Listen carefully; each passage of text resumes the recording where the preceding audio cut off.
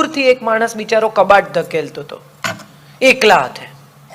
એટલે એ તો બધું છોડીને ગયા એની મદદ કરવાને. ખૂબ ધક્કા માર્યા ને અડધો પોણો કલાક પછી આમ પરસેવો લૂછીને કહે છે કે મને નથી લાગતું આ કબાટ અંદર જાય. એટલે પેલો માણસ પાછળથી બહાર આવ્યો ને એક તમાચો ચોડી દીધો કે અંદર? હું છેલ્લા અડધા કલાકથી બહાર ધકેલું છું ઇડિયટ. બે સામ સામે ધક્કા મારે ને તો એ શક્તિ ક્યાંય પહોંચતી નથી સાહેબ. પણ બંને ભેગા થઈને એક દિશામાં ધક્કો મારે ને તો ભલભલા વિઘ્નો ને ભલભલી વસ્તુઓ ખસી જાય છે. આ બહુ મહત્વની વાત છે. પણ આપણે કદાચ એમ્પાવરમેન્ટનો અર્થ બીજાને ઉતારી પાડવા, બીજાને નાના કરવા, બીજા સાથે દલીલ કરવી એવો કરતા થઈ ગયા છે. પેન્ટ પહેરતી સ્ત્રી એમ્પાવર્ડ છે, સિગરેટ પીતી સ્ત્રી એમ્પાવર્ડ છે, કમાતી સ્ત્રી એમ્પાવર્ડ છે. આ ખ્યાલમાંથી નીકળી જવાનો સમય થઈ ગયો છે. એમ્પાવર્ડ કોણ છે એની તમને એક નાનકડી વાત કહું. મારી બાજુમાં એક રીટાબેન રહેતા હતા. અત્યંત સરસ વ્યક્તિ, અત્યંત સરસ. 10મું ધોરણ પાસ. એમના પતિ શેર માર્કેટમાં કામ કરે. કોઈ વાર મારા ઘરે આવે, બેસે. હવે એમને મારી જોડે વાત કરવી હોય, હું શું વાત કરું એમની સાથે? મારી પાસે એમને લાયક વિષય ન હોય, એમની પાસે મારે લાયક વિષય ન હોય. એટલે એ તુવેરો ફોલવાનું લઈને આવે, એ વાલોળ લઈને આવે, એ મને કે તમે આંબા અડદર લઈ આવજો, હું તમને કરી આપીશ. મને લાલચ. એટલે એ આવે, બેસે, આ બધું કરે, હું વાતો કરું થોડી વાર. દરમિયાનમાં એમના હસબન્ડને બહુ જ મોટું નુકસાન થયું અને એમણે ફ્લેટ વેચવો પડ્યો, ભાડાના ઘરમાં જવું પડ્યું, છોકરાઓના ફીસના પ્રશ્નો થઈ ગયા. અને મને રોજ લગભગ કે કાજલબેન કંઈ કામ અપાવો. હવે 10મું ધોરણ પાસ 40-42 વર્ષની સ્ત્રીને હું શું કામ અપાવું? એને ક્યાંય પટાવાળા તરીકે તો મોકલાય નહીં. બહુ ચાલ્યું. એમાં એક દિવસ મને રાત્રે વિચાર આવ્યો ને મેં બેલ મારીને મેં કીધું રીટાબેન તમે જે કરો છો ને એ કરો. કે શું? મેં કીધું આ જે તમે આંબા અડદર કરો છો, વાલોળ ફોલી આપો છો, મેથી ચૂંટી આપો છો, આવું કામ અમારા જેવી સ્ત્રીઓ માટે તો આશીર્વાદ છે કે જે કામ કરતી હોય ને એને પરિવારને સારું ખવડાવવું હોય. કેવી રીતે મેનેજ કરે? તમારા જેવી સ્ત્રીઓ અમારા માટે આશીર્વાદ છે. 2 વર્ષ પછી એવો દિવસ આવ્યો કે તમે એને ડિસેમ્બરમાં ફોન કરીને કોને કે રીટાબેન 500 મેથી, કે કાજલબેન કાલે કરી આપીશ. એણે પોતાના ઘરના EMI ભર્યા, છોકરાઓને ભણાવ્યા, પોતાનું 2 વ્હીલર લીધું, ડિલિવરીના 10 રૂપિયા એક્સ્ટ્રા લે, 100 રોટલી કરી આપે. કોઈને ઘરે કોઈ જમવા આવવાનું હોય તો 100 રોટલી કરી આપે. હું આવી સ્ત્રીને એમ્પાવર્ડ કહું છું. એમ્પાવર હોવું એટલે કમાવું, એમ્પાવર હોવું એટલે દલીલ કરવી, એમ્પાવર હોવું એટલે અમુક પ્રકારે વર્તવું, તોછડા થવું ના. બલકે જે એમ્પાવર્ડ છે ને એ તો સૌથી નમ્ર છે. તમે ગાંધીને ક્યાંય તોછડા જોયા? આખો દેશ જેનું કયું માનતો હતો એ માણસે કદી કોઈનું અપમાન નથી કર્યું. આપણે બધા અચાનક આ પશ્ચિમના રવાડે ચડી ગયા છે.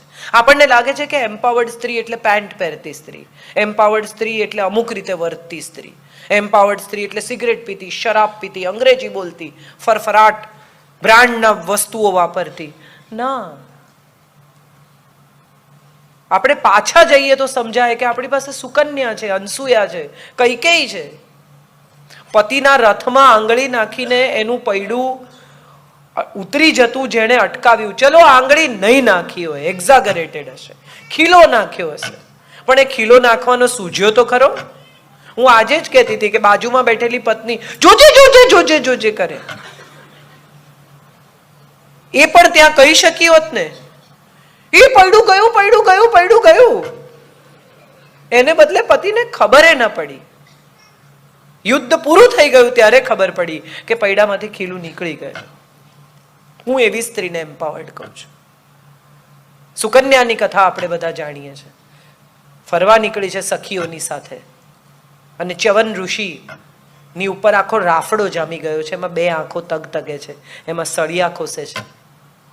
ઋષિની આંખો જતી રહે છે અને ઋષિ રાજા પાસે જઈને કહે છે કે હવે તારી દીકરી જ પરણાવું મને સેવા કરવા માટે. સુકન્યા લગ્ન કરે છે, દેવોના વૈદ્યને આમંત્રિત કરે છે, અશ્વિની કુમારોને, અને કહે છે કે મારા પતિની યુવાની અને હેલ્થ અને આંખો બધું પાછું આવે એવું મને કહી આપો. આમળાનું વૃક્ષ આપે છે, આમળાનું વૃક્ષ ઉછેરે છે, એમાંથી આમળા ઉતારે છે, ચ્યવનપ્રાશ બનાવે છે, પતિને નવજીવન આપે છે અને સંતાન લઈને પિતાને ત્યાં જાય છે. આ છે સુકન્યાની કથા. અનસુયાની કથા છે. 3 દેવો એની પરીક્ષા કરવા આવે છે અને નક્કી કરે છે કે આજે તો એનું સતીત્વ આપણે જોખમમાં મૂકી દઈએ.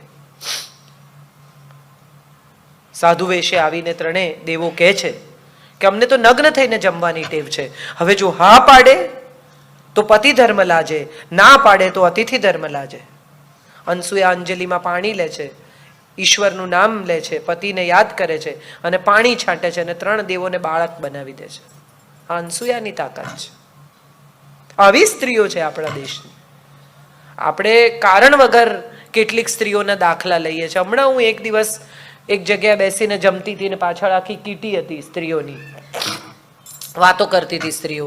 એમાં એક બેને બીજા બેનને કહ્યું કે તમને ખબર છે આ આઈફા એવોર્ડમાં એમ કે રેખાજીનો ડાન્સ હતો ને તો અમિતાભ બચ્ચન ગયા જ નહીં બેંકોક. એટલે બીજા બેને એને કહ્યું કે તો એ લોકોને વાત થઈ જ ગઈ હોય ને, એમનું હજી ચાલે છે. તમને ખબર ચાલે છે કે અટકી પડ્યું? રેખાએ ફોન કરીને કહ્યું હશે કે બોલો અમિતજી નથી આવવાના. કેટલો રસ બીજાની જિંદગીમાં. આ ટેલિવિઝન સિરિયલ્સ ચાલે છે એનું સૌથી મોટું કારણ જ એ છે કે આપણને બીજાની જિંદગીઓમાં બહુ રસ છે. બાકી તમે વિચાર કરો, મને ખરેખર આટલી બહેનો મારી બેઠી છે, મને એક સ્ત્રી એમ કે પુત્ર વધુ પ્રેગ્નન્ટ હોય ત્યારે એક જણે પગથિયા ઉપર તેલ ઢોળ્યું એ લપસી જાય એટલા માટે. ઢોળ્યું જ કોઈ? અને છતાંય આપણે કેટલા રસથી જોઈએ છે. જો એકતા કપૂર સિવાય કોઈને આવો વિચાર આવે નહીં. અને છતાંય આપણે કેટલા ઇન્ટરેસ્ટથી બીજા લોકોની જિંદગીમાં રસ લઈએ છીએ. મારે જે કહેવું છે તે એ કહેવું છે કે નારાયણી હોવું એટલે શું.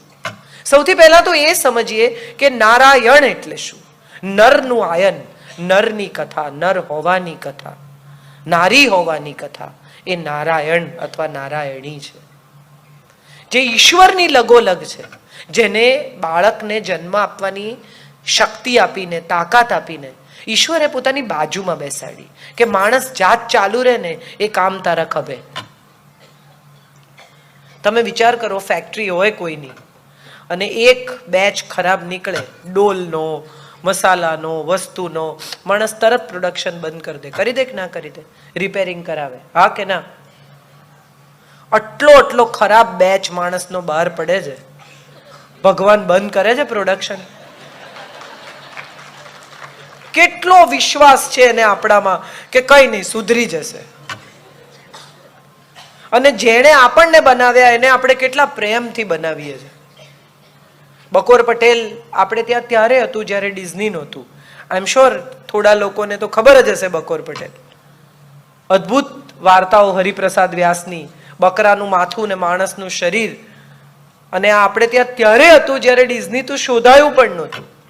એ બકોર પટેલ એક દિવસ બાધા લે છે કે મને લાડુની બાધા. એના પત્ની કહે છે કે સૌથી વધારે ભાવતું એ છોડી દો. પહેલા તો મને આ પણ નથી સમજાતું કે જે સૌથી વધારે ભાવતું એ છોડવાનું શું કામ?